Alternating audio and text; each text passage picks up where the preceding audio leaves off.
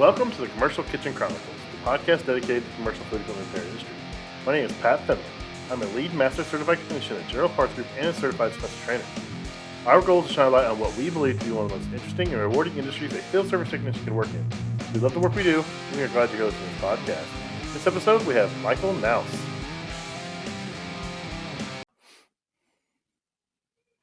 What's up, everybody, and welcome back to another episode of the Commercial Kitchen Chronicles.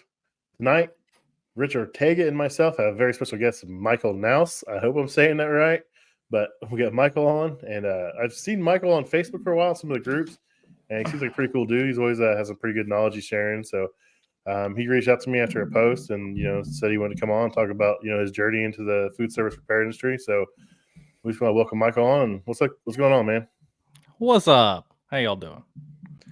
We're here again.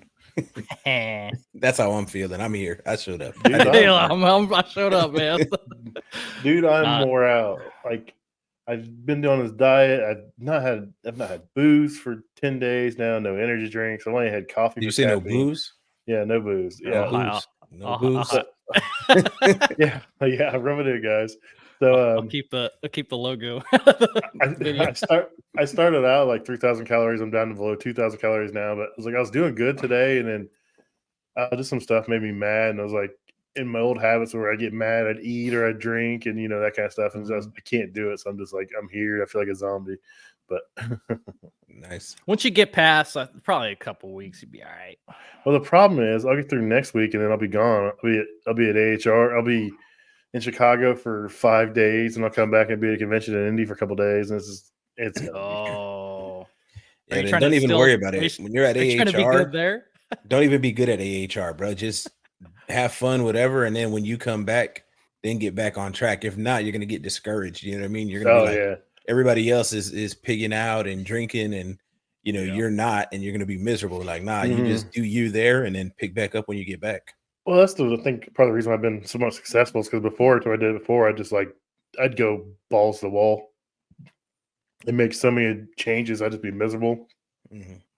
I've kind of just worked myself into it. So it's not too bad. It's just, today was really the first test, some things at work and some emails, and I just wanted to strangle people, and I couldn't do it. So I went in there and I stared at a bottle of Blanton's. I was like, I can't do it. Maybe hang a heavy bag in the back of your van. Yo, instead of for the drinking thing, man, if you drink sparkling soda, that stuff really works for like you just sipping on it like a beer. Really? Yeah, that's what I did for a while. I did especially if you like Bud Light.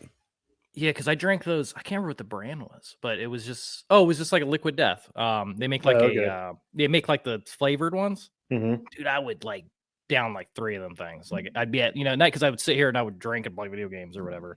Mm-hmm. But instead I was like, I need to chill out, so I just started drinking Liquid Deaths and stuff. And it's like a sensory thing because it's the carbonated kind of feeling. It kind of the beer kind of is a little watery, so it kind of satiates that. So you can it helps. It's almost like when people are quitting smoking and they do a straw or a toothpick or whatever. Yeah, kind of like that. It gets you through the craving, right? So when I stopped smoking cigarettes, I did it by drinking soda, and I had stopped drinking soda for the longest time.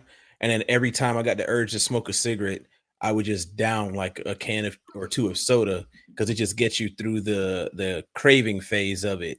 And then after a short while, it only took me a couple months, I completely kicked it.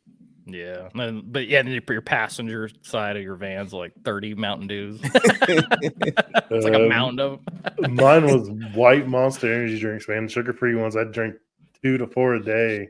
If I was doing a night job and working straight through, it'd be 6, 8 a day, dude. It's just I see him in the gas station today. Dude. Oh, I know. I see it in the gas station today, and I was walked right by, looked at him, just kept on going, got a bottle of water, went out the door. I was like, oh, thank God. My dad's a cop, man, and he was downing those things like crazy because he would just work the dude would work 80 hours a week. Mm-hmm. He'd be like, I'm gonna pull everybody over, give them tickets, and then I'm gonna go to court in the morning and then go back to work. The dude was wild. And yeah, he had a seizure. Basically, from my understanding, from that, because he just wasn't sleeping and he was just downing monsters, and he had a seizure and he broke his arm, man. So you gotta be careful with that stuff, dude. I can literally drink them and go to sleep. I was like that bad. Like the caffeine Yeah, did not caffeine, affect like your me. blood is like 40% caffeine. I like, got all to the time. point where I was immune to monsters too. I had to give them up because they put me in the hospital. You know, I Yeah, started having chest spasms. I thought it was like a heart attack or something. It was real bad. And then the doctor was like, "Oh, do you drink monsters by chance?" And I was like, "Yeah." He's like, "Those things are horrible." And I thought it was the caffeine. And he's like, "It's not the caffeine. It's everything else they put in there Yeah. that messes you up." He's like, "The caffeine actually don't really hurt you." I was I like, wonder "Oh, if snap." Red Bulls. I wonder if Red Bulls are as bad because I feel like they're the. I don't know. I mean, this is I don't Yeah, know. I don't anything about think any of they're this, as but- bad because I'll take a couple Red Bulls like if I'm gonna do an overnight job, especially because usually I work all day and then do an overnight job. So I usually take like 2 of those with me, and I don't ever Yeah, you're have any usually issues. that's usually what I do because you're always about to buy 2 because they got the deal on them. So yeah, You so I buy usually 2 for $6.50 or 3 for $7.50. You're like, oh, it's like you can buy 1 for $1. $5 or 2 for $5.50. It's like all right, exactly. y'all are just trying to hook me, aren't you? Yep. So you've been in this industry for around 7 years, you said, right? Yeah, because I started about December 2016. So I just looked it up. So basically 2017, right? So it's basically right about 7 years. So what made you get into it? You know somebody in it, or just seen a job, No, or so when I was 18, I just straight joined the military, and then right after I got out of that, I was like, "What do I do now?" And then I was like working at I was like working at a grocery store, like Lowe's Foods or something, and I was like trying to go to school, but I was just like, dude, the school thing isn't for me. I'm just doing it for like I was really doing it for the GI Bill. They give you like, housing or whatever. And my buddy was like, "Hey man," he's like, "If you need a job, I got this job doing, like food equipment stuff." I didn't even know that was a thing. I was like, "Do you do what?" Nobody does.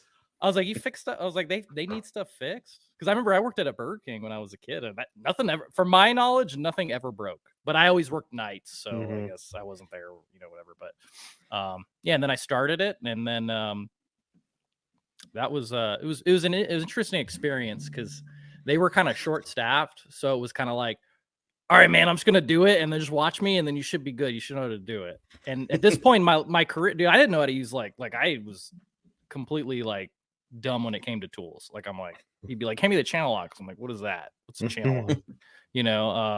using them so- backwards. Yes, I mean half the and then they were like, it was like 3 months in, they're like, "All right, man, here's your van, go do stuff." And I remember like there was a call I had where it was like I think it was like a bun coffee maker or some kind of coffee maker. Dude, I was working on the thing for like 6 hours. And I was like, I think I almost got it figured out. And the dude, the owner or manager, he was like, "You definitely do not know what you're doing." So I had a few of those, and it was probably not the smartest thing for the company to send somebody that obviously doesn't know what they're doing, but it is what it is. But yeah, I mean, the big struggle with me was just learning how to like use hand tools. Like that was huge, especially pipe wrenches and stuff, dude. Like if you have a newbie, you give them pipe wrenches, bro, that's hilarious. But I just kind of like, I think for the first year or something, I was just like, I would work really late, and I'm just like, I'm just gonna beat my head into this equipment until I figure it out. I'm gonna I just kind of nerded out, and it just like consumed my life, was like how to like learning, right? And then after probably about a year, I got decent. Unfortunately, all the other guys that did hot side, because in our old company I used to work for, that was like it was 3 of us that did hot side, and then there was like 4 that were refrigeration, and a couple of the guys like on the hot side team would do refrigeration too. But so they all left, so it was just me after like a year, I think. And I was getting there, like I was okay, but I definitely needed more experience and stuff. And I just toughed it out, dude. Just grinded, just somehow survived.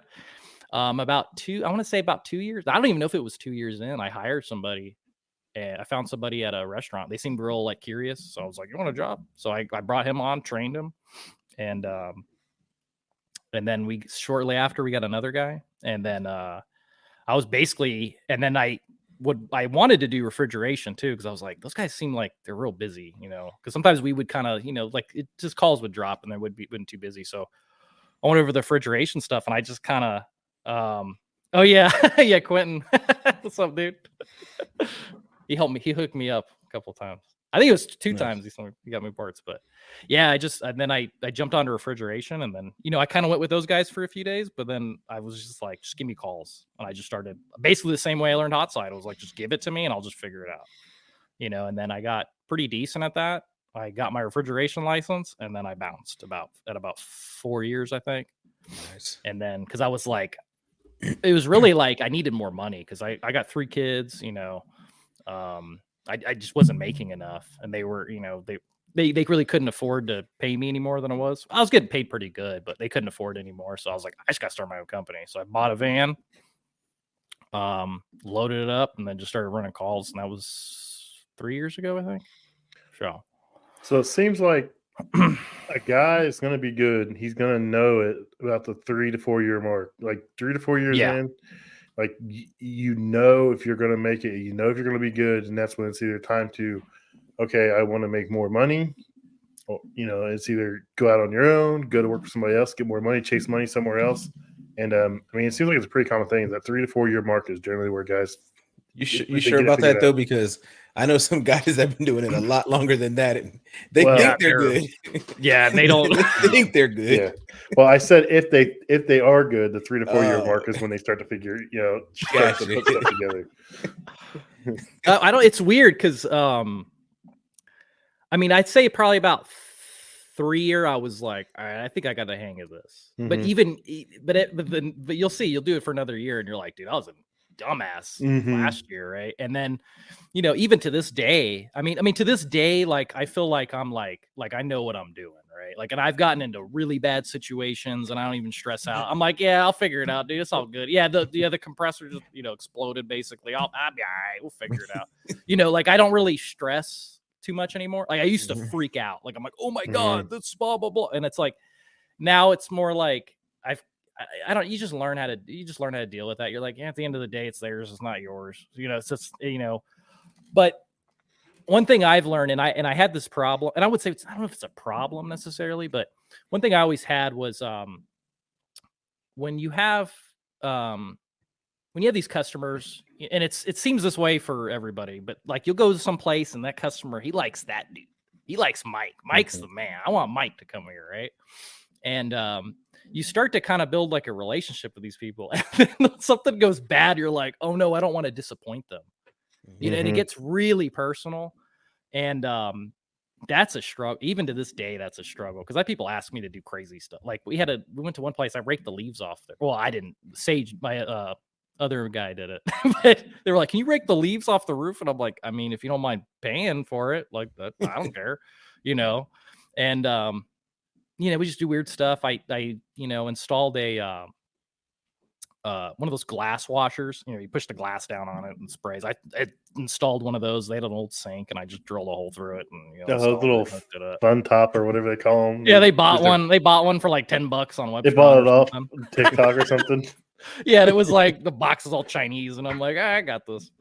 But yeah, like I'll pretty much do whatever. And that's the way I came up was I was like, because I like at my other company, I was kind of the guy that, or at least I feel like I was the guy that would work on stuff that nobody else wanted to work on. And all the stuff that everybody it was like callback machine. Like, it's like, this is the 3rd time they've called back for the same issue. Send Mike, he'll figure it out.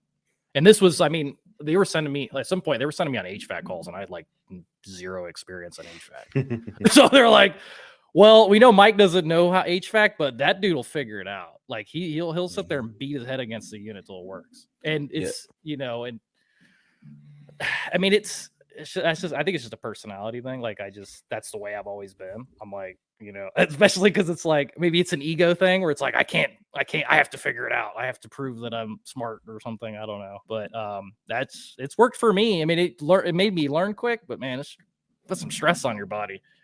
Yeah, that's funny though, because I like last year sometime, I looked at my dispatcher, my supervisor, and I was like, yo, I figured out how you decide what calls I'm going to run. And he was like, yeah, how's that? I said, you look at the call and you say, everybody's going to complain about this call except Rich. And he busted out laughing so hard. I was like, see, I knew it. Because I was the same way. I'm like, you can send me to anything. I don't care. I'll work on it. I'll figure it out. Like you said, I'll beat my head against the wall, but Yeah, my dad always said, "Don't ever let nothing whoop you." So when something starts to whoop me, it's like a pride thing. Like, nah, I ain't gonna let no machine beat me or anything like that. Yeah, I mean, Yep. it's a good way to. I mean, I always encourage it. I know not everybody's like that because I mean, I've had people and I'm like, bro, if you're freaking out, if you're stressing out, you know. And Like, real it's quick okay, though, pull the I towel in. want to back up to something you said because it seems to be a reoccurring thing. Because when we had Kenny on, which refrigeration man 1988, you said earlier that you got to a point where it kind of consumed you, and then like a year later, you found that you were decent. And like, there's so many people that talk about they want to be a good tech or they want to be a great tech, but they don't do anything after hours, to make themselves better. And that's something I did, something I know, Pat did when early on was, sometimes you got to take your free time and dedicate it to improving the craft. Everybody wants to do it while they're on the clock, while they're getting paid. That's what I see. I see a lot of guys that I work with. They're like, I want to be a tech and this and that, but when the boss is like, come in an hour early for training, I'm not doing that. We're here. Why don't you study this on your own time? I'm not doing that. But yeah, that's just, something I wanted to highlight because I keep hearing that again and again. And to just people listening out there, if you want to get better, you are going to have to consume some of this and you're going to have to take your free time and go over, calls that you did. Yeah, I used to read service manuals in my free time. You know what I mean? Like, I would print out a Manitalk manual from their website or something like that and spend my free time reading it just to learn how their machines operated. So, yeah, I mean, I used to print it out. I do the little sharp, like the colored markers with the wiring schematics, and I'm like, okay, this wire goes here because it would bother me. Like if I didn't figure something out. I mean, this, like, honestly, I think there's like 5 calls maybe that I like just kind of like was like, I can't fix this. Like, out of the thousands of calls that I've gone on, there's only been like 5 when I'm like, I give up. I failed. Like, and and there's been ones where I'm like, dude, you need to junk this thing. I don't consider that. Like, if it's completely beyond repair or it's going to cost more to fix it, like, that doesn't count. But I mean, ones where I was like walking out in shame, you know what I mean? Like, my head down and I'm like driving home 40 minutes and I'm just like, just completely silent, just like, just thinking about it, just beating myself up mentally about it, so like, I don't know, it's weird. Yeah, but like you said, like, it's like if you put the effort in, because I mean, I would come home, that HVACR videos, dude, I watched like every single one of his, every single one, even the HVAC ones. I'm like, yeah, shoot. I remember when I was learning refrigeration, I tried finding it the other day, but it was just like a basic refrigeration cycle. And it was just like, the compressor, pulls in, like, it was going over the whole thing. And I watched that like 30 times. Or I would watch it like every day, like 2 or 3 times until I was like, I need this drilled down into my brain. And like I said, like, it just consumed my life. I remember I think it was either year 1 or 2. I told my wife, I was like, all right, hey, here's the deal. I was like, I'm going to be like at work a lot. I was like, and I'm going to be grinding like as much as I can. So you might not see me a whole lot. I was like, but I'm doing that so I don't have to do that anymore. I was like, because once I get to the point where I can just fix it all and it's no problem, then I was like, then it'll be no bit. I was like, but let me grind it out, and then we'll be goody, So, and it worked. Like, and the way I always told people, I was like, like I'm kind of like the idea is I don't, like, if I know more and I'm very knowledgeable and I'm very skilled, then I don't have to work that hard. Because then it's like, I'm not sitting here struggling constantly, right? Like, I'm like, I already know what to do. I'll fix it like that, and then I'm out. But, like you said, like, I see some guys, they've been doing this for a minute and they're getting callbacks constantly on very silly things. And I'm like, come on, man. Dude, like, just come on, man. Like, you should know better than that. But, and it's I'm true. weird. But I'm weird about it. Like, I obsess. Like, on certain things I get interested in, I'm just like a crack fiend on it. Yeah, that's how I am. That's the way I am too. That's what sets you apart, though. Is you obsess about it. You take it personal too. Though. I mean, if you can't fix something, you're like, why can't I fix this? What's wrong? Yeah. I've got a failure. I've got a disc machine right now, and I've been fighting. And I said the very first time I was like, these rinse arms are bad. And they're like, no, it can't be that, dude. I've done everything. And they're like, oh, we need to change the rinse arms. I was like, dude, I said that 2 visits ago, man. It's weird, man. You get really good because we were doing PMs and my tech was like, I was asking him, I was like, because we were looking at charging for PMs, like how much should we charge for them and stuff. And I was like, how long does it take you to do like a PM? Like on average, you think? He's like, it depends. Like if they have a super soiled condenser, he's like, it could take a while, but he's like probably like 30 minutes, like on a reach in or whatever. And I'm like, yeah, because I feel like we're like people aren't taking our estimates because it's like, I was doing like a half hour, but I was like, decrease it or whatever. Well, he's like, well, then you gotta check the temperature or whatever. And I'm like, yeah, I should probably start doing that because I'm pretty bad. Like I kind of like open the door, reach in there, grab a product. I'm like, yeah, it's that temp, we're good. And then I just move on to the next one. I was like, and that's probably not right. I was like, but man, you've been doing this for this long. The truth is, when you do it for a certain amount of time, especially refrigeration, you can stick your hand inside the cooler or the freezer and you can know the temperature within like 2 degrees. Yeah, and it's like, and also too, is it's like, I can diagnose what's wrong with the cooler just by like my hands. Like I go grab on it, my compressor's hot. I'm like, this line's, so it's harder with the 290 stuff because it's kind of weird, I've noticed. But those old 134 units, you're like, compressor's hot, suction line, is bad. I got a big ice block by the cap tube inlet, and you're like, this shit's low on gas. You're like 5 seconds, dude. I already know.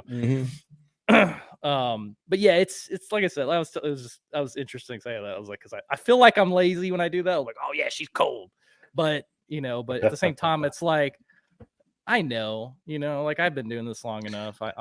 You need to check on a PM, man, because my company, we plan PMs 15 minutes per piece, but then they give us a check sheet they want us to do, and they want us to like pull the evaporator fans. I'm like, dude, it takes 15 minutes to get some of these evaporator covers. Like check the balance of the evaporator fan blade. Yeah, I'm sure the CFMs are correct through it's this big huge list. I'm like, I can't do everything on this list in 15 minutes. I'm like, no. So you hit the major things. You check your door gaskets. You make sure there's nothing obstructing, your fans. You check your coil, your condenser coil. Make sure it's not plugged up. Make sure there's nothing stuck in there. Make sure your condenser fan's running. Make sure you don't leaking water all over the place. You know what to do. What the major, the common things are, as far as cause downtime stuff like that. But there's no way you can possibly do these lists they put out, man. It trips me out, right? Because like I see the way PMs are priced, and I'm like, I know most companies are losing their shirts on PMs and whatnot. And then I ran that by one of my mentors, and he's like, yo, like that's insane. He's like, I know most companies do that, but he's telling me he charges accordingly. He said he doesn't charge the same hourly rate because PM techs generally make less than, service techs. So he takes that into account, but he still makes sure he gets the same margins, this, that, and the other. And he's like, and I just landed another $150,000 PM, contract with so-and-so. And I'm like, dang, so how does that work? But he was like, he charges more for the PMs, but he also doesn't let the PM crew slack. And I don't know about you, Pat, but our PM crew slacks quite a bit. We end up giving away a lot of free, callbacks because of they didn't clean the condenser. And I'm like, yo, when were y'all here? Oh, 3 days ago. Well, what did y'all do? Like, did y'all actually PM this place? Yeah, now it's broken. It was fine. And then y'all showed up and now it doesn't work. Like, that's the weird thing about big companies versus small companies. Like, Michael, how many employees you got? Just you and another guy? Me and another dude. Yeah, that's it. So, like, you can hold him accountable if he screws up. You're like, hey, man, you messed up. But you got to use it as a teaching moment. Like, it seems like these bigger companies are scared to hold anybody accountable. Like, if someone screws up, they just send someone else behind them. They send people like me and Rich behind them, and then they never say nothing to that person. But yeah, if we say something to that person, we're the bad guy. I'm like, they're not going to learn unless someone says something. I'm a regular Scarface in my company. I'm the bad guy. That's what they used to do to me, dude. Like, I was like, oh, it's been 2 times, send Mike out, right? And towards the end of my tenure there, I was just done. Like, I remember we had a call where they did a new equipment for like a freezer, walk-in freezer. And it was in a garage, like above, like it's weird. This place, it had a garage and then the equipment was like right above it. And people would walk in and out of it constantly. And they were like, it kept dripping. So they were putting buckets there, and it was like 3 times they'd come out, and they were like, they couldn't figure out what was wrong with it. And I go up there and I look, and I'm like, they didn't put the insulation all the way to the compressor. So obviously it's going to freaking like condensate, right? And then the unit was indoors, and it was dripping on people and stuff. And they called me, and they're like, yeah, man, he's been here like 3 times. He's been like 2-3 times. He's like, he hasn't looked up. I looked it up. He was there, like, And I remember I called the office, and I was just being a dick. I was just like, yo, I'm not fixing that. I was like, tell his ass he's gonna come here, and he needs, and like, if he can't figure this out, like, God help him, dude, because that's like one of the simplest issues I've ever seen. And then they ended up putting like I think they did insulate it up to the compressor, and then they put like one of those, like the sheet metal like drain pans under it. with a drain nozzle. They told him like every once in a while he's got to turn the drain funny, valve. bro. That's the level that I'm at right now. Like I just went behind a technician the other week who he installed a new thermostat on a true reach-in, and I guess he went from the mechanical to the new electronic ones that they got or whatever. And instead of putting the thing in the return airstream, he just like mounted it inside the cabinet somewhere. And the customer's like, yeah, it's still not, holding temperature right. And when I seen it, and he had it set, all the way jacked up, I guess to compensate for how he installed the probe. I looked at it, I took some pictures, and I made my notes. I said, previous tech installed the thermostat wrong, scheduling it back to him. He can come out and fix it.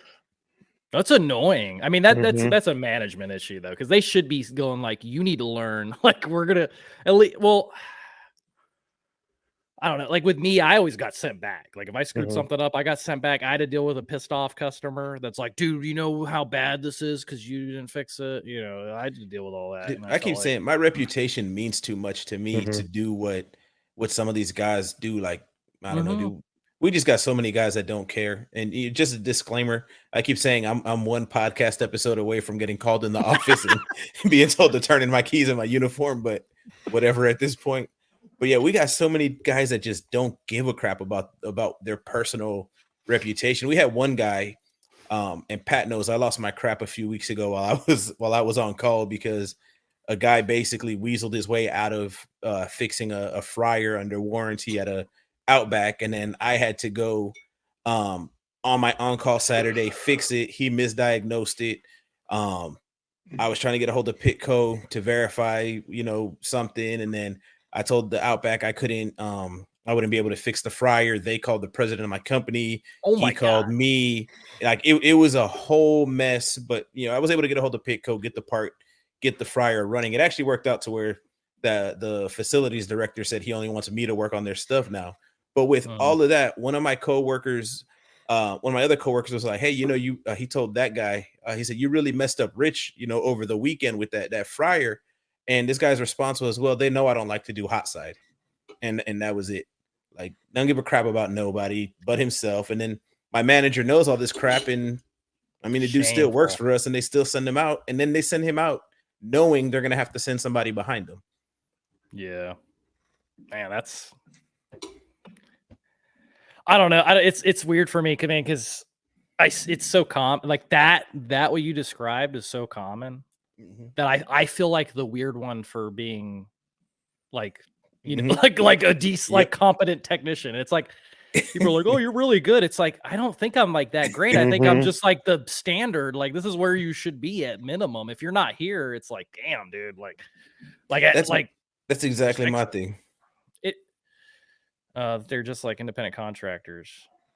I mean, Quentin's right. Quentin's right. I mean, if you treat it like it's your company, you want it to succeed. You want it to be the best product you have. So you're automatically going to have more pride and more passion. So you're automatically going to do a better job. So, but I would say with companies we have, like the company I work for, they would do that where they would just be like, I don't want the headache, just send Mike, and I think that's an issue because it was like there was no like supervision from the top on that department, right? Because if I was like the owner and I saw that occurring, and I had these guys under. Well, first of all, it wouldn't get to that point, but if it did, I'd be like, no, Denton, you're whatever. Might have just blurred somebody's name out. He's going back. He's going back and he's fixing it. Like, no, he's gonna send him back, dude. He's got to deal with it. Like, we're not pushing, we're not like, blah, blah, blah, blah. If he genuinely needs help, you can ask for it or whatever. But it's like, if it's stuff like where it's simple things and it's like, I don't know, man. Like you said, like with if you come out and it's like, obviously this is, and it's not even like, it was an honest mistake. It was just like you could tell, dude just did not care. Yeah, he was just didn't give a shit. Yep. And like with that fryer thing, if the guy would have called tech support, he would have been able to have it fixed, within an hour or two, like on that Friday. And it was so bad that the facilities director, because they had me call him when I was done fixing the fryer. The facilities director for the region for Outback tells me, so it sounds like if your coworker did his job right, we would have been running Friday afternoon and not Saturday afternoon. I was like, I mean, basically, like, what am I supposed to tell him? No, it was an honest mistake. No, he's lazy. But anyway. Yeah, it's tough, man. And then trying to be honest about it. And they're like, wait, hold up. Hold up. If you'd have just came. But it's weird because horrible things will happen and you're stressed the hell out because you're like, oh my God. But at the same time, man, that makes you look crazy good. Mm-hmm. Right. So it's like, at least if they do tell you to turn the keys in, you'd probably be all right. Let's just say that. Like you won't have nothing. If you have nothing to worry, trust me, like me, like from my experience, like you ain't got nothing to worry about. There's people who would be, and it's because it gets to the point where it feels kind of lonely because you're like, man, it's like only me out here and blah, blah, blah. Maybe do I care too much about it? That's how feelings I've had where it's like, do I put too much effort into this? Should I just be like a schlop and then just like do bare minimum? Because it seems like that's what everybody else is doing, right? Mm-hmm. But, people see it. They won't tell you, but you'll have people, and I mean, there might be like in your area where everybody's like, "Oh yeah, dude, Rich, yeah, he's a man, dude. That dude over there at where you work at." Let's not say it, but wherever he worked, that dude is crazy good. Like holy, like every time he shows up, dude, that dude could fix anything. That's dude. I'll tell you what was cool. I walked into one of our Lord's Chicken accounts, and so first time I ever went to this location, we had gone. We kept having to add, charge to their, I think it was their walk-in freezers, either the cooler or the freezer.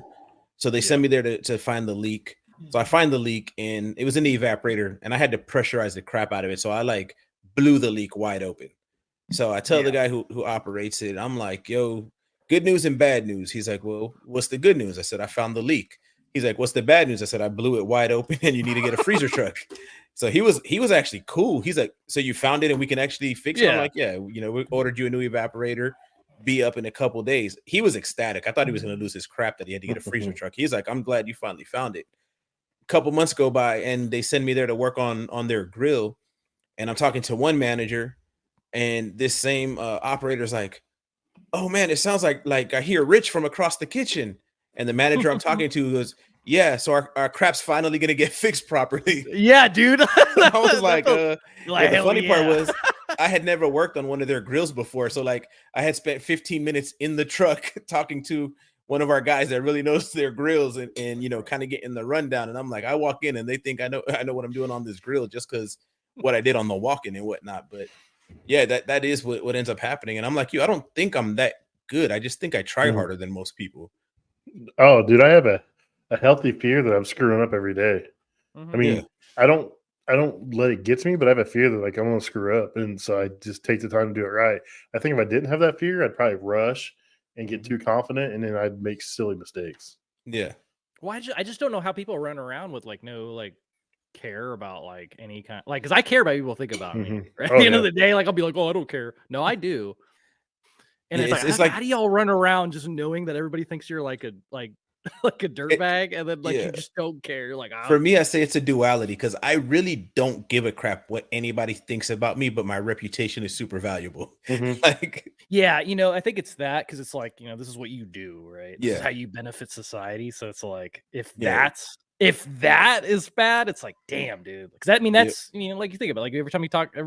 Every time somebody's on the news, they're like, this guy, he does this. He's a welder. He, blah, blah, blah. Oh, yeah, Gojira.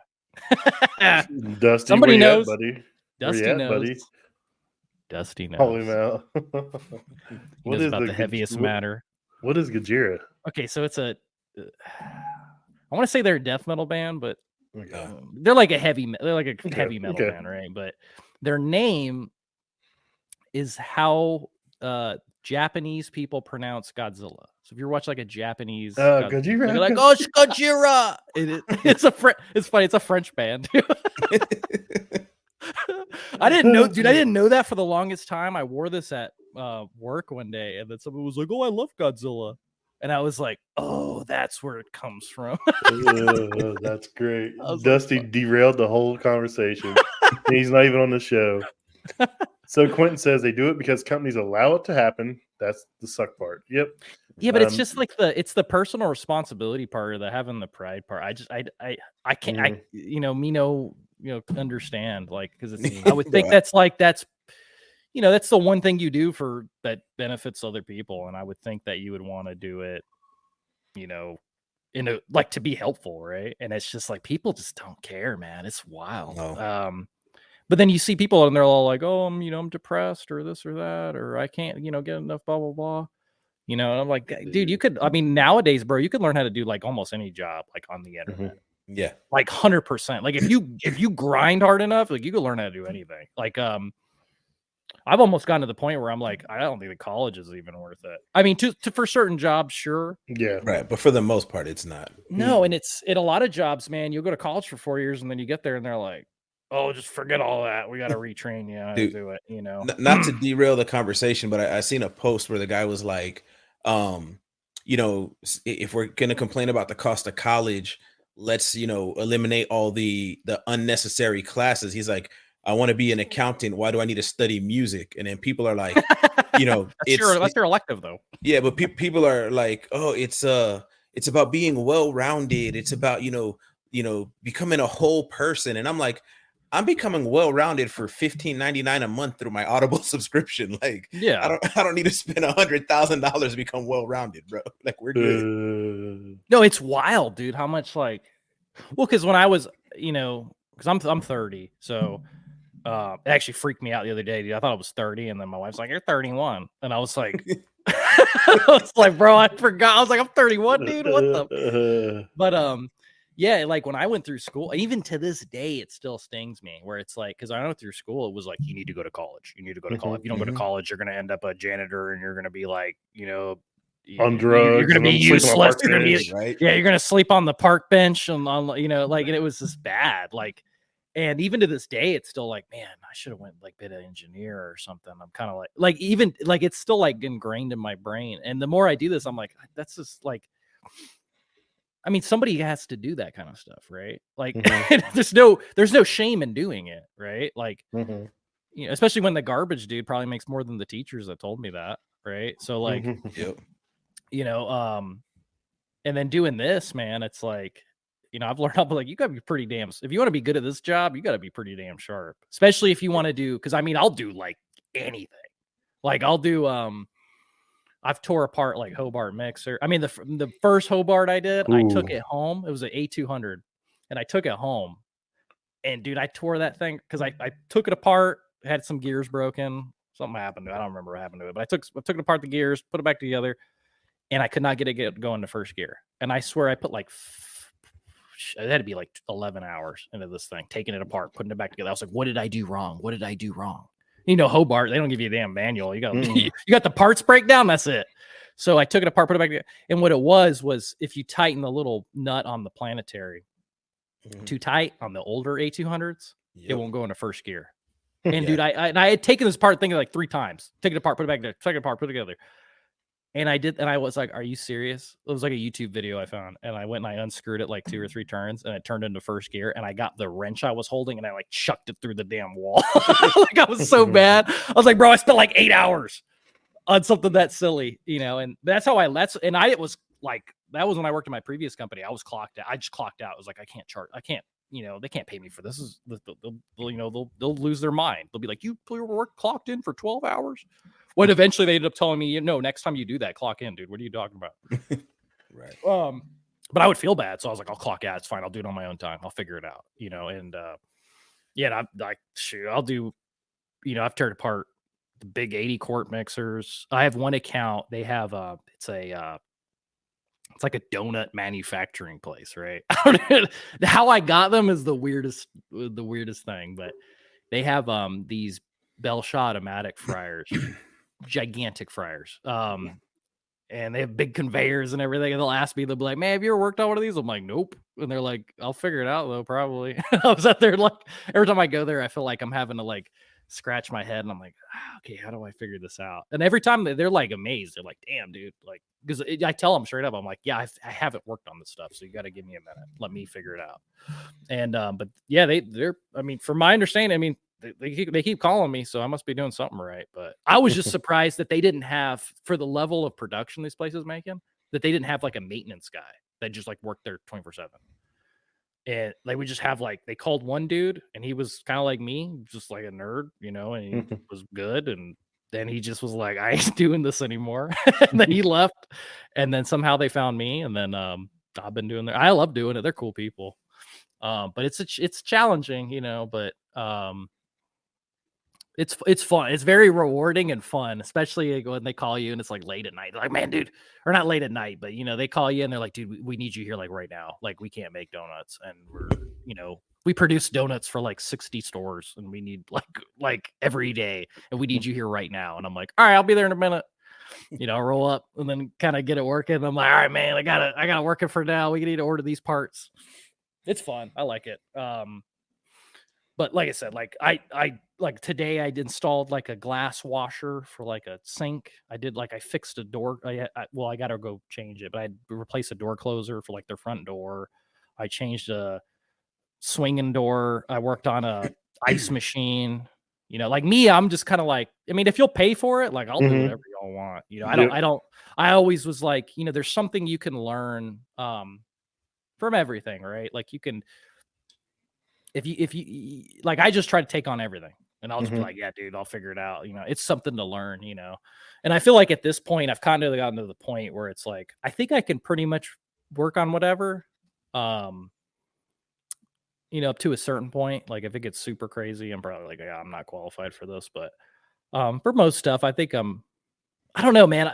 Like I feel like everything's fixable, even if it's something crazy. It's like I'd probably fix it, I think maybe at a certain point you should probably stop, but I'll try anything. I'm guilty of it. I take on stuff I shouldn't take on, and most of the time I get out of it, get it figured out. But it's always that risk, that chance, especially But if you're like that, you need to be the leader, because you need to like get everybody like and like I said, not everybody's going to be like that, and that's one thing that I've kind of learned is it's like not everybody's going to be you, but as long as you are there, then it'll be all right, because you can send people the calls or whatever, and if they can't fix it or whatever, then you just let them, you're like, all right, leave, I'll go there, or maybe I'll send somebody else that knows better. But never expect anything else never expect you out of another technician. I think that people like us are a little rare, and that's okay. Like there's nothing wrong with, if somebody wants to be this crazy, like they're welcome to, but not everybody's gonna want to do that, right? So because like before I was like, man, everybody sucks, man. These guys are lazy and this and that. But it's like I just like, maybe it's not that they're normal and that we're the weird ones. Right? That's what I've had to start. That's what I've had to start thinking. I'm like, because there's too many people that operate like that. I'm like, I'm the one that's messed up in the head, which I'm good with that. It makes it easier. Yeah. Hey, Pat, can you highlight this comment from Ray Beals in the chat there? What was the comment? He put a lot of it says slot of people, but he meant a lot of people lost sight of customer service. Oh, yeah. And Ray's one of my coworkers, and thankfully he was finally the one to send out a email, a pissed off email the other week. But I just kind of want to rant on that real quick. Something that me and him have talked about, and a few of my other coworkers. This is a customer service, field. And, a lot of technicians think, oh, well, I fixed it and that should be good enough. And it's like, bro, like that's what they paid you for. Like you didn't do anything special by fixing the piece of equipment. That's literally what they called us for, so that is something we do need to get back to, is the customer service side of this industry. It's about more than just fixing stuff. There's communication, there's follow-up, there's a whole bunch of other things that go into being a successful technician. So I just wanted to highlight that comment, because me and Ray talk about that all the time. Yeah, it is 100%. You're taking care of a customer, and now whether they're taking care of their customer by serving food, but our customer is them.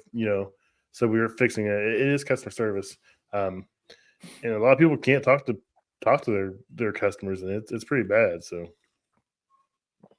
well, this job's really weird with like, oh, go ahead. You're good. I was gonna say Brian's stirring crap. He's asking, he's got a better beard, richer than me, and it's definitely rich because mine's exactly. Mine's I said it's not even a question. From the distance, it doesn't look bad, but if you get up close, it's missing about half of it on the sides. Yeah, see, Rich has got the full like Mhm. like the Yep. proper beard. Like, And this is trimmed up too. I mean, it can Like- get a lot worse than this. this shit looks rough, dude. Like it This comes shit's in like- patchy. This is months. This is months worth of work here, guys. It's terrible. I need to get that little roller pin with The the derma roller Yeah, they're thing. like, dude, I guarantee you that does not work. But maybe I seriously doubt it though. I wonder if it works for like your head, like if you're balding or something, like you can just like roll it on there. You should have seen me last week. I hadn't shaved my head in like 3 months. I was just letting it go, and it was terrible. I had the Hulk Hogan going on, and I had like 20 straight hairs up on top. It was bad. Eventually, my wife seen me go in the bedroom and grab the trimmers. She's like, "Oh, thank God." Just get a skullet, man. That shit looks. That's what I lit, said. dude. I was going to grow a skull. I was going to bleach it white. I was going to do Hell yeah. the Fu Manchu and bleach it white, and just get a motorcycle and just move to Florida. Dude, skullets are cool. Skullets are very underrated. I'm in the skullet support group because I agree they look pretty sweet if you do them right. But you have to be a little weird. You have to be super weird, in my opinion, to rock a skullet, right? I was just looking at some of these comments, but what were we talking? I was gonna say something. I can't remember. You were talking about customer service. You know, it really is. Oh, yeah. Well, I've noticed with this job, man, it's like it was funny because I saw like a meme where it was like a mechanic shop, and they were like, "Yeah, the mechanics are not good at talking to customers, like they're assholes or whatever." And I was like, "This job, you gotta be kind of like." I feel like you have to be customer, like you have to be good at talking to customers, right? Especially in restaurants, because a lot of restaurant people are very Better watch what you're gonna say.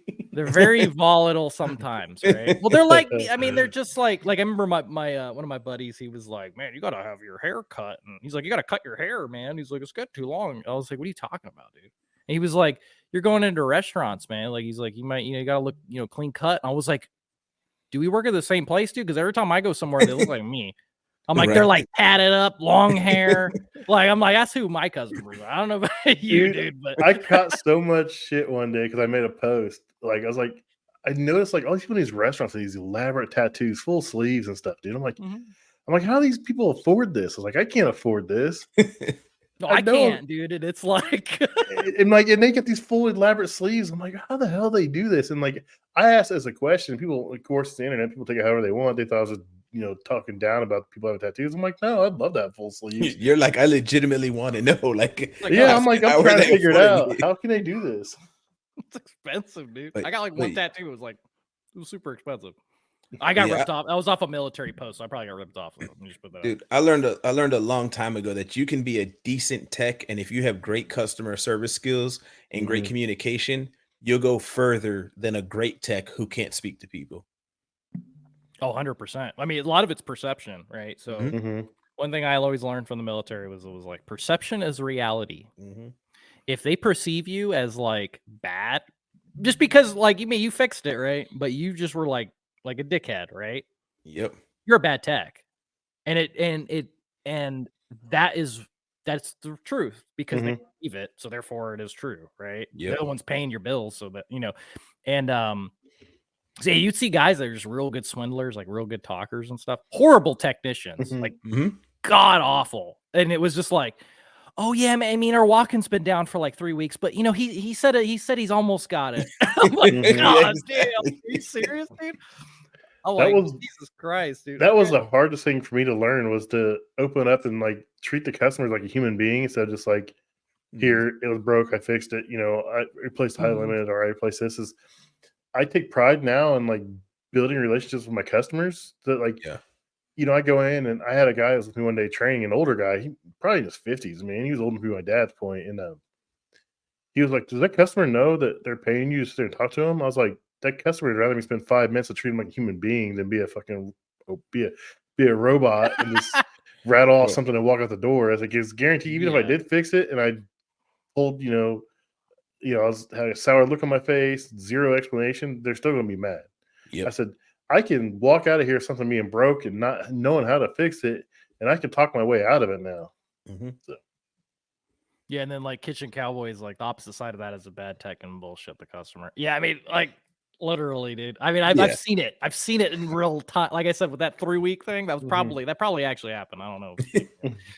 I can't verify it, but I'm pretty sure like I've seen that occur, and it's like, Oh, my I God. have. Like, let me look at it and let me fix it, and then it'll be goody. And honestly, a lot of my customers too. I think a decent amount of them probably like me just based off of like, because I'm nice. And I've heard that, dude. I've heard that a few times. People are like, "Wow, you're really nice." And I'm like, "Why was the last guy not?" I mean, I never ask him that, but I'm like, I'm just sitting there assuming. I'm like, "Oh, they must have had like a dickhead tech they used to use, you know." And I mean, there is one guy in my area that was notorious, dude. Like the stories I would hear about this guy, like he'd be banging on the back door of the wrench, man. Like the bill's going up, because they weren't answering the door quick enough. But this dude got business, and everywhere I went, they were like, "Oh, dude, that guy's an asshole." But he was a really good he didn't do refrigeration, but he was a really good hot side guy. But man, the stories I heard about him are hilarious, and I'm like, bro, I wish I had the balls to say something like that. So Quentin says, a lot of my customers are like friends, always have a chat when there's time outside of business. It's nice to have the rapport. Yeah. I run into customers outside of, I'll see them at like Menards or a hardware store or something, and they'll come up and say my name. I'm like trying to think. And like, oh, I work here. I'm like, okay, and I recognize them by the uniforms a lot of times, and I see them out in public, and it's cool to get recognized, and they talk to you, but it's just like, my wife's like, how do you know that lady? And I'm like, oh crap. And finally I'm like, it comes to me like 20 minutes later. She's like, I don't know if I trust that. Okay. I have a couple questions about like customers, right? So how do you guys feel about customers offering you food? And how do you feel about eating at places that you do work for and they know you? I ain't got no problem with either one of those personally. When I started in this field, I was 220 pounds. My heaviest, I was 440 pounds over a 17-year period. So that goes out the window real fast, man. Dude, I've eaten kind of a cop out a little bit. Oh yeah, I've eaten everywhere from McDonald's to the most expensive place in Indianapolis. I mean, I've been sent home with fillets. I walk out the door here, take this fillet, take this, and I'm like, oh, I mean, bro, we had this restaurant in Orlando that I used to service when I lived in Orlando, and I'm talking about high end. Like you have to reserve 3 months out. Me and my wife went, and with a discount, with like a 25% discount, it was still $250 for me and my wife to eat there. Jeez. And he was a good customer. And one night I went there to fix something for him, and I'm covered in grease. You know how we look. And the two owners of the restaurant are like, bro, come join us for dinner. I'm sitting in the middle of this high class restaurant covered in grease and everything else, and just kicking it with them like nothing happened. That's awesome. I smell like a fryer, but it's all goody. Yep. Okay. Another question, real quick. What's worse, the smell of the fryer smell or the cooler smell? Cooler smell. The like you talking about when the cooler it's been down for 3 days. Smell, smell that every cooler has after you touch it, like it has that distinct produce cooler smell. The only smell that bothers me is like when the cooler. You ever see when they have like a cheap cooler and like the metal is pitted, so like chicken guts are in the insulation underneath it. That's the smell. It's been down for 3 days. Yeah, that's the only smell. Wash your hands and it doesn't go away. Yeah.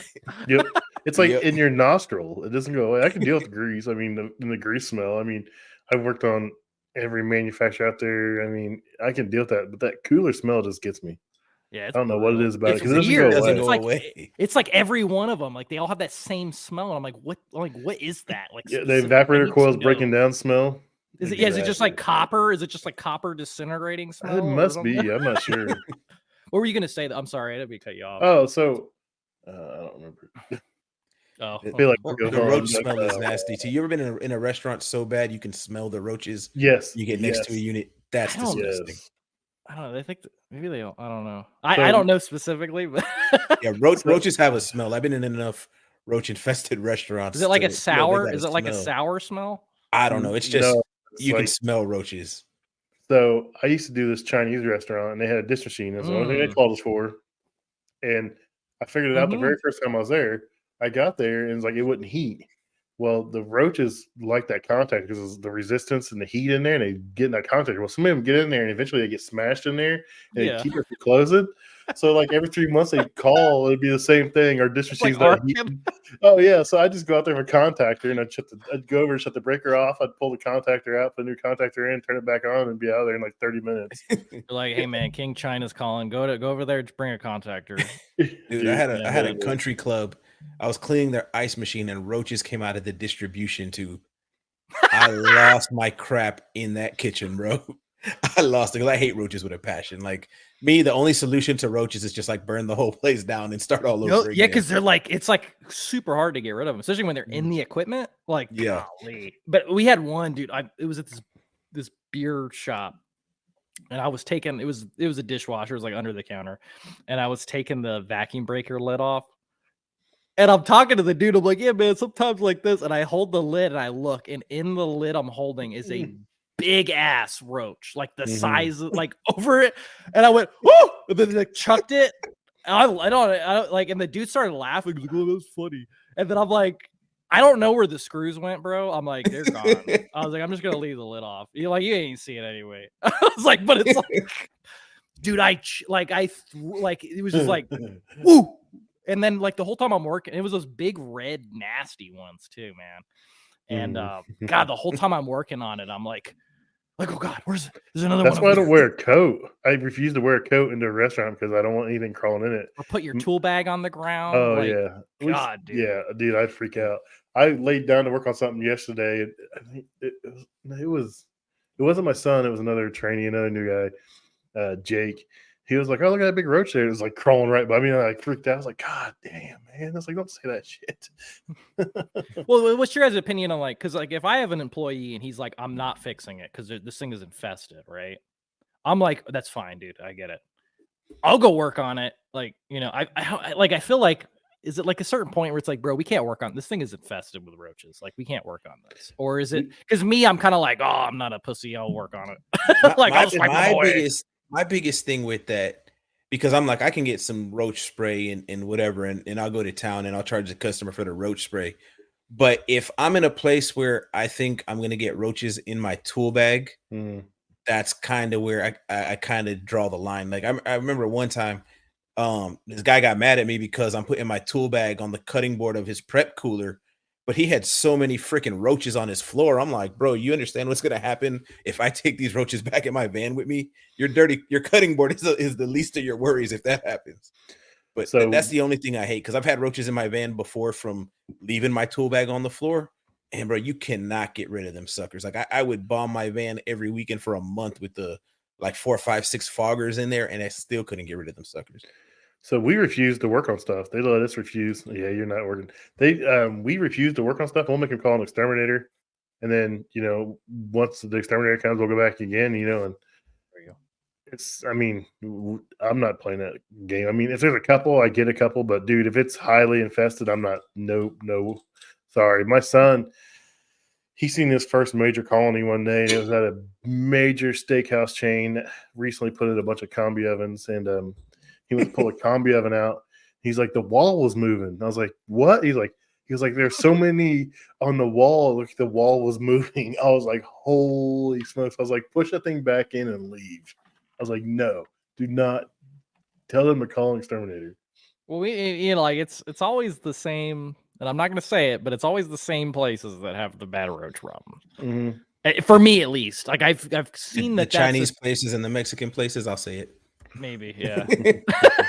Because I remember working on a Hobart A15, and I was at a Mexican place, and I was just like, dude, this is bad. This is like this is not normal when every 4 legs of this dishwasher they have like an entire colony within each, and they're warring against each other near the contactors. Like, I'm like, that's not normal. Turf war. Like, dude, this is insane, dude. The roaches like, this are throwing is up gang signs. Yeah, when I look down into the leg and I can see like at least 100 like in the leg, I'm like, that's a serious problem, dude. I'm like, these contactors, they ain't gonna last long, brother, because they're gonna go in there because it's nice and warm and moist. You know what I mean? They're chilling. They're like, yeah, man, this is what I'm talking about. And it's like, but it's only in the dishwasher. Like the rest of the store, I never saw anything. It was just in the dishwasher. So I remember what I was going to say earlier. So how do you treat when people ask you, what restaurant should I not eat in, or what restaurant's the worst? I just tell them the general thing. If you can see the kitchen, you're generally good, and just because you pay more doesn't mean it's cleaner than anywhere else. I mean, I'm pretty bad. I always tell people, I'm like, they're all, not all of them, but like a lot of them are pretty decent, actually. I mean, I guess if you were inspecting the floor, then you'd be like, yeah, it's nasty. But in terms of like overall, like I'm like, they're mostly the same. Like there's a couple outliers where it's like, dude, this place is like horrifically bad, but that's very, very few, honestly. I mean, like I said, like if you were going inspecting and be like, oh, it's nasty, it's back here, but it's like, dude, nobody ever goes back there. No, food never touches it. And I'm bad. I mean, I've been to like Chinese places where it's like the whole entire dishwasher, like you lift the lid on the thing and it's like infested, and then like I fix it, and then the guy's like, you want some food? And I'm like, hell yeah.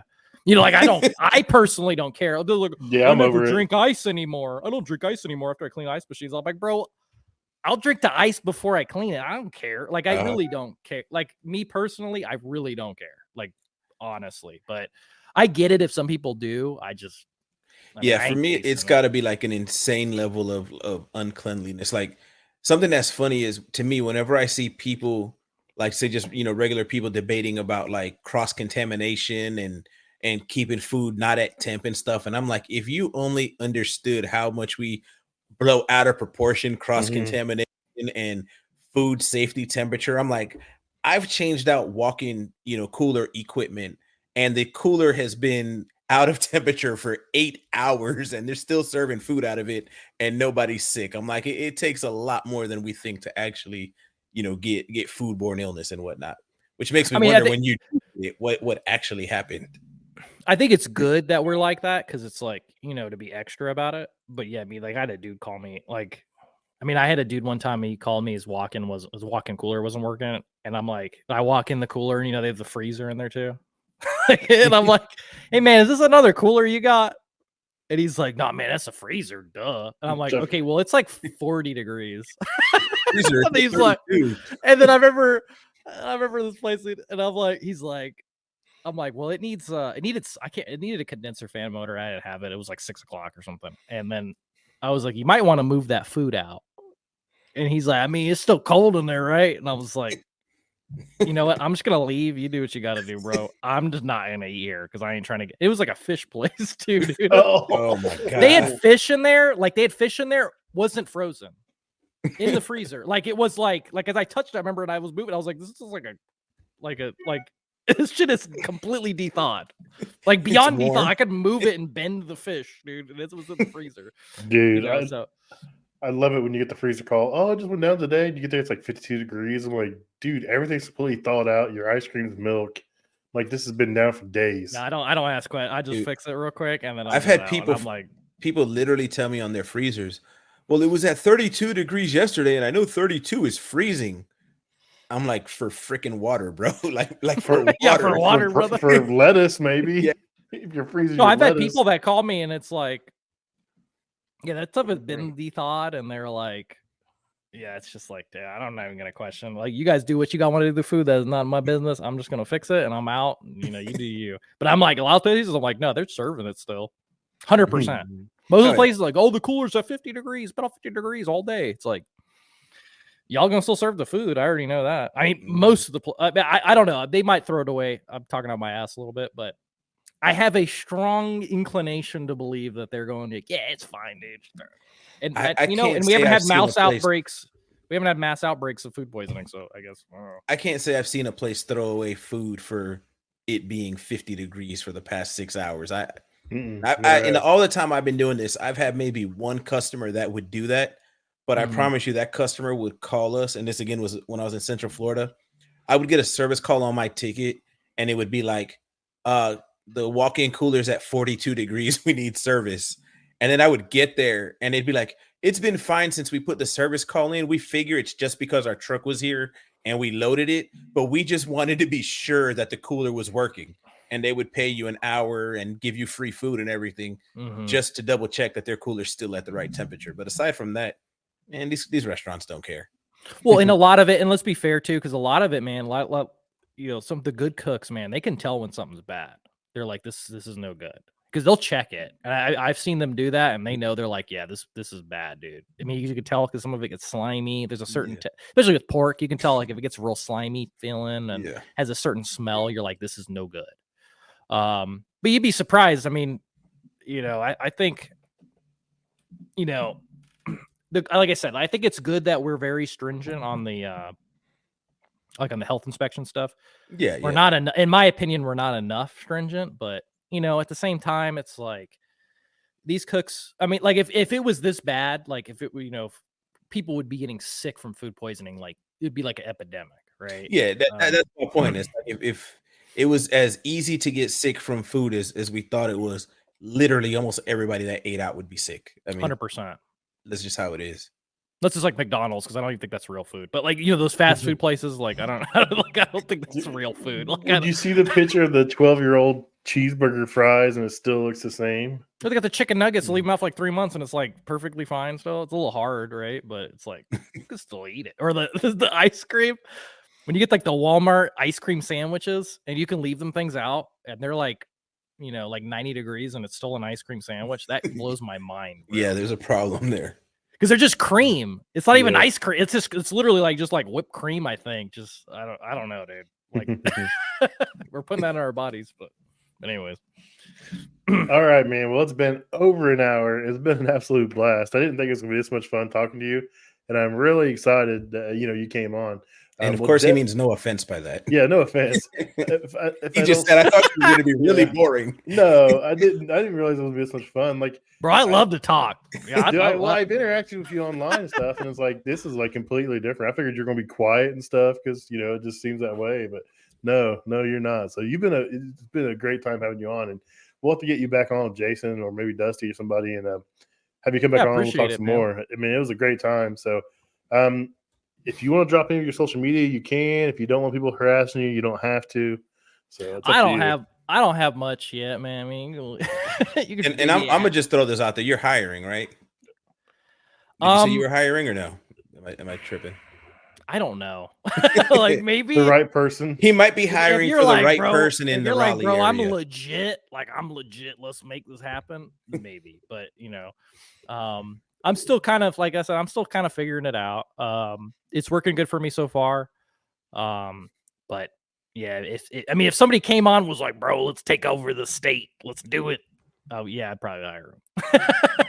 So if you're really good or don't know anything and really need to be trained, if you're hiring. If you're a nerd like me, trained or not, I'll hire you. Something like that. Yeah. All right, guys. Well, have a good night. Laters. Y'all take it easy. If you guys would, please consider subscribing, rating, and reviewing the podcast. It really helps us grow and helps us know which direction to move in. Also, if you have any suggestions for guests, please email me at commercialkitchenchronicles@gmail.com. Or if you want to be a guest, email me. Love to have you guys on. Thanks a lot. See you next week.